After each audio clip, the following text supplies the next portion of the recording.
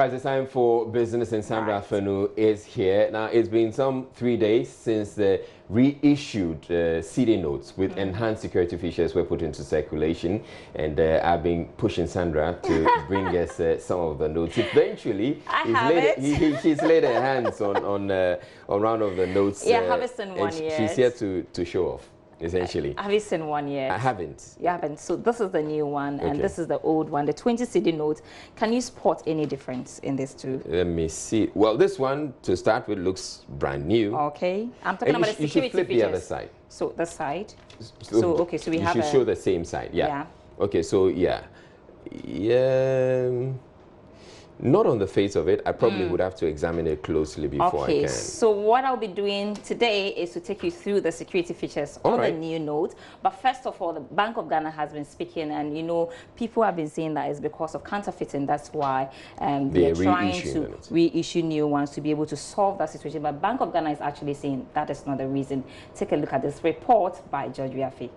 There have been reports that the 50 banknotes as well as other high denominations have come under serious attack from counterfeiters, forcing the central bank to upgrade the current notes with new security features. But speaking to Joy Business ahead of currency management at the Bank of Ghana, John Jemfi said that is not the situation on the ground. Most countries, on average, will change the entire family, those who have the means, every 7 years. That is on average. But then they will change it if the currency was under threat. Fortunately, we use the same international standards to monitor ours. And we have a benchmark of 100 counterfeit notes per million in circulation as our benchmark, that when we hit, then we have to introduce a whole new family. And then as the currency comes back to Bank of Ghana and we process, we see some are too weak, some are crumpled with a lot of graffiti, with sellotapes across, with holes in them, with the edges of the banknotes teared off. Those ones, we think that if they stay in circulation, our reputation is at stake. He has also been speaking about why the 2 and the 5 Ghana cedi notes were not upgraded. 2 Ghana cedis and the 5 Ghana cedis with the portrait of Kweji Agri came in or were introduced as commemorative banknotes to start with. International best practice says that you don't upgrade commemorative banknotes. Why? Because they were introduced to mark a special occasion. If you attempt to change, you disturb the symbolism of the special occasion or character that it represents. It is the hope of the Bank of Ghana that the new features, the upgraded banknotes, will make it difficult for it to be counterfeited. So what are these features and what should you look out for? George Wiafe again has been engaging head of currency processing at the Bank of Ghana. He's in a person of Dominic Owusu. Normally, you don't want to make things, first of all, you want to make it easier for identification, to differentiate. And also, if there is a way of being able to imitate one, it doesn't become easy to imitate the same shape across. Okay. So there's always the need to differentiate the images on the different denominations. Yeah. And then in addition to that, it also has the shiny patch at the back, which also makes it very authentic. Let's go to 50 Ghana cedi note. Now the 50, in the same way, it also has now is the cocoa pod. So the spark feature is in the shape of the cocoa pod, but you know, on the old one or the existing one, the cocoa pod is on the right side. But for consistency with the family, it is now at the lower left side. And when you also tilt the note forward and down, forward, backwards, forward, backwards, you see that the gold bar across it also moves.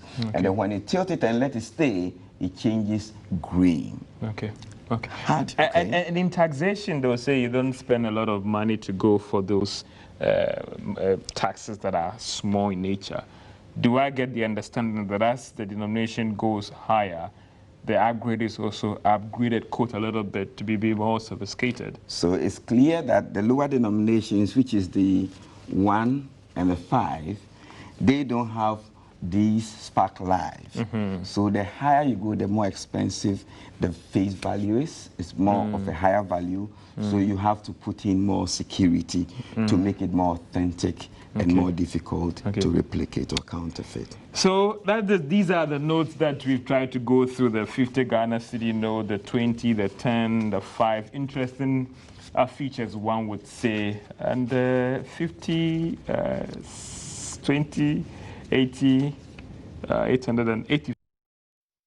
So watch out for the new notes and the business pace. Away from that to other stories now. And some manufacturing companies have petitioned the Trade Ministry to review the Import Duty Reduction Directive at the country's ports. They argued the new benchmark rate is creating unfair competition and killing their businesses. Among other things, cement manufacturers want a ban on imported cement. Here's a report by Sheila Tamaklo.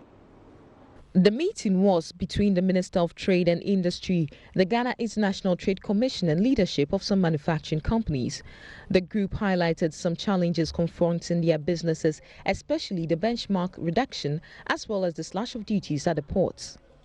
Unfortunately, this is something that has just hit us. Duty benchmarking is something that we should be bringing to the JITC sooner or later if approach through AGI does not work.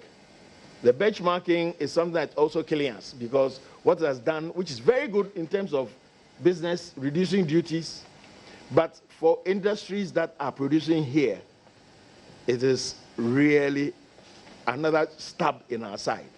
So we hope that our approach from the AGI will probably yield something good because we need to protect our own industries.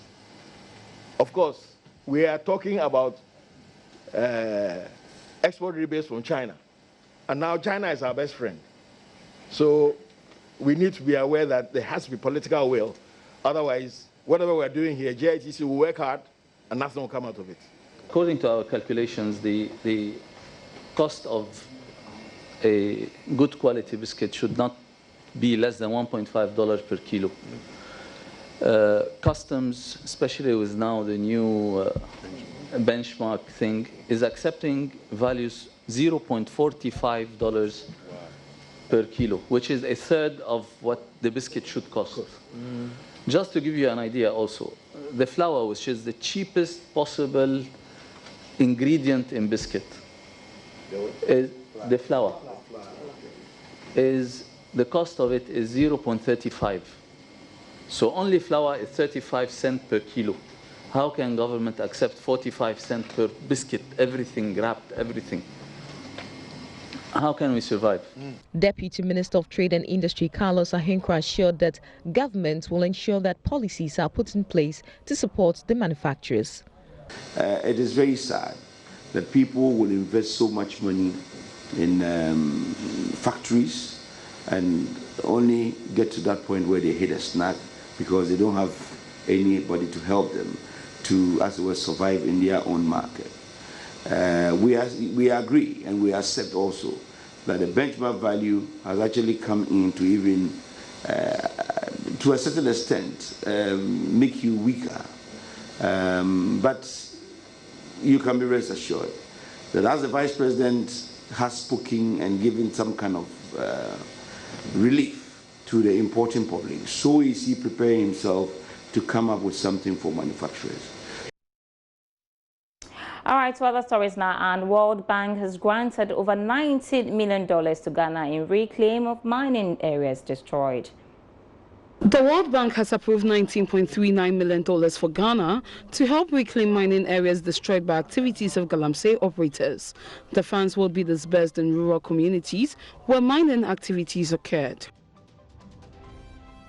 Trade Minister Alan Tremonton has revealed the government may question appointees in the erstwhile John Mahama administration if the ongoing probe into the Commander Sugar Factory implicates them. 3 years since its commissioning, the $35 million factory remains defunct. The managing director of Tallow Ghana has disclosed that the company has awarded contracts totaling $10.6 billion to indigenous companies and joint ventures in which local companies are partners. Kwekwa Watcher said the expansion of Ghana's upstream sector, with new entrants coming in, sets the sector up nicely for further growth. It's a wrap for business with me now, but when I come back, you've seen the new notes, but at what cost to the nation? We'll be hearing from the central bank when I return after 8 p.m. with more business news. But that's